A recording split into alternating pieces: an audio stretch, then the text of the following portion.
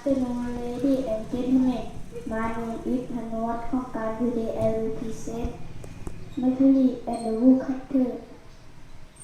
Once there was a poor woodcutter. Every day he went out into the forest to cut wood.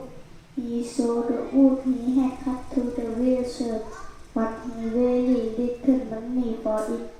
One day as he was cutting wood, his axe fell into the river. He could not get it out. He called out, "Help, help," but no one heard him and no one came. Suddenly a boy with wings appeared before him. It was Mercury. God had sent him to help the poor woodcutter. When he heard what had happened to the earth, he jumped into the river and came out with a silver axe in his hand.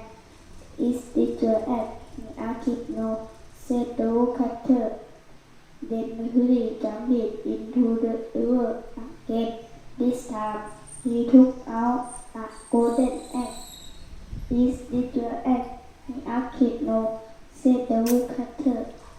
"My axe is not made of gold or silver.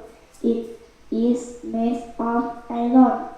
So Mercury jumped into the river a third time. This time he took out an iron axe. The woodcutter was very glad. It was his axe.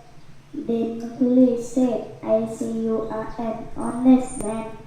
Here is your iron axe, and I will give you the other two axes too." The moral of this story is honesty is the best policy.